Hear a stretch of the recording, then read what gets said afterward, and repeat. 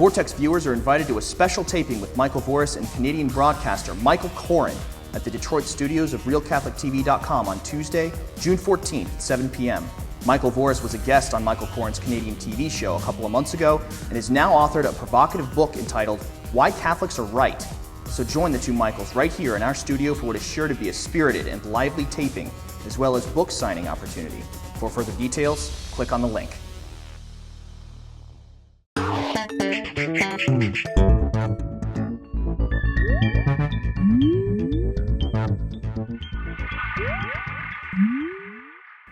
Hello everyone and welcome to The Vortex, where lies and falsehoods are trapped and exposed. I'm Michael Voris.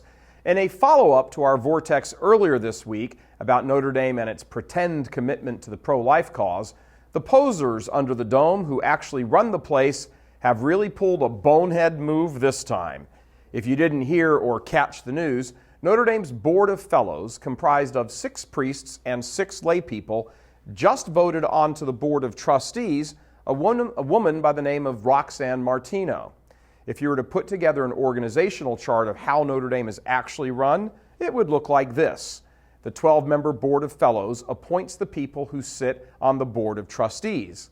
The Board of Trustees helps set policy and make decisions on a macro level about the actual administration of the university, among other things. The Board of Fellows is charged with maintaining the Catholic character and identity of Notre Dame. That's what's written in the charter. So when those 12 people are making decisions about who to invite to be members of the Board of Trustees, you would suppose that that would rule out atheists and slaveholders and child molesters and abortion supporters. Well, not so fast, my friend, as Lee Corso would say. The case of Roxanne Martino raises some very difficult issues for the university. According to the records from the Federal Election Commission, Ms. Martino, a successful Chicago businesswoman, made several donations over a period of years to the wildly pro-abortion group Emily's List. Emily's List is the leading political action committee, collecting nearly $50 million in donations during a recent election cycle and distributing it to pro-abortion women running for office. Now, unlike many PACs, political action committees, Emily's List is single-minded in its purpose. It exists for the sole purpose of getting pro-abortion Democratic women elected, period. Nothing more, nothing less. When news of Ms. Martino's pro-abortion donations surfaced, thanks to the fine work done by the Cardinal Newman Society, there was a shockwave among many Notre Dame alumni, of which I am one. And believe me, on a personal note, it grieves me to stand up here and have to say things about the school that will forever be in my heart, even if the campus itself is in the clutches of others for the time being. This whole story even caught the attention of a writer for the Wall Street Journal. We've attached a link to his story right over here. As we were saying, people were outraged, enough so much that the chairman of the board at Notre Dame, Richard Notabart, says there's no reason for all this concern. Ms. Martino hasn't really done anything wrong, and certainly nothing to warrant her not being able to be a trustee of Our Lady's University. He actually says, get this, in a note that he wrote, Notabart actually comes out and says in a letter that it's no big deal because, ready? Drum roll please.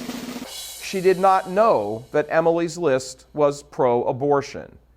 He says her contributions to the group were, his words now, inadvertent. Sure they were. I mean, I know scads of smart, successful businesswomen who have tens of thousands of extra dollars to throw around and who simply write checks nilly-willy to groups they have no idea what the money does or what the groups do. Everybody knows people like that, right? Just last week, I called up Planned Parenthood and said, hey ladies, we're RealCatholicTV.com and we warn people about lots of things that threaten their eternal lives, like, abortion. I was wondering if one of you nice ladies there at Planned Parenthood would write us a check. And they did. Come on. If Richard Notabart, the chairman of the board at Notre Dame, the head honcho, by the way, of Quest Communications in Denver, one of the leading communications companies in the country, actually expects people to believe that Roxanne Martino is sincerely pro-life, as he says in his memo, but just didn't understand that all those years she was making donations to not just any pro-abortion political group, but the pro-abortion political group, then he must think every Notre Dame grad is a moron. All Martino had to do was simply go to emilyslist.org. By the way, when you do that, here's what comes up. Which part of pro-choice Democratic women does Notebart think Martino didn't understand? But wait, there's more. If his statement is true, that she really is pro-life and supports the church, but sent money to this group totaling thousands and thousands of dollars on multiple occasions, then you really have to ask, is this the kind of person who is so careless with her own finances and easily fooled or unwilling to do a simple 10-second check on the internet? Is this the kind of person you want sitting on the board in the first place? And even more, if all of this is true, how did this board of fellows at Notre Dame decide on Ms. Martino without checking all this out in the first place? Please, the questioning mind, the critical thinker, and that's what my professors at Notre Dame told me to do, the critically thinking mind easily arrives at the conclusion that Mr. Notebart's memo asks the reader to believe the near impossible. No, it appears the more likely conclusion is the correct one. Ms. Martino knew exactly who she was giving money to. She perhaps presumed it would never come under such scrutiny. It did. She got busted. Notre Dame again got exposed like a short cornerback defending a tall receiver, and as usual, the agenda of the people who actually run the show at Notre Dame is proven again to be antithetical to the Catholic faith. Notre Dame is no more Catholic than Martin Luther.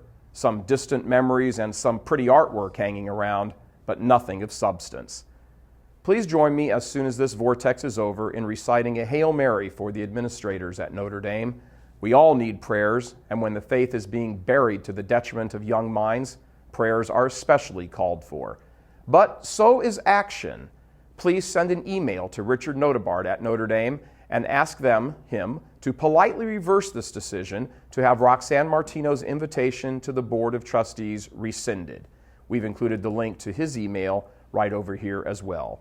Martino is either pro-abortion or breathtakingly lazy when it comes to important financial decisions, either one making her unfit to uphold the Catholic character of the premier Catholic university in the country in these perilous times of many losing their Catholic identity. God love you. I'm Michael Voris. Please help us keep delivering these kinds of messages that so desperately need to be heard and acted on. Join RealCatholicTV.com today as a premium subscriber. Become immersed in the faith established by Jesus Christ. The Catholic Church is the only hope against evil because that is its God-given mission. As our Lord said, apart from me, you can do nothing. Join RealCatholicTV.com today as a premium subscriber and come to learn and love Christ more deeply.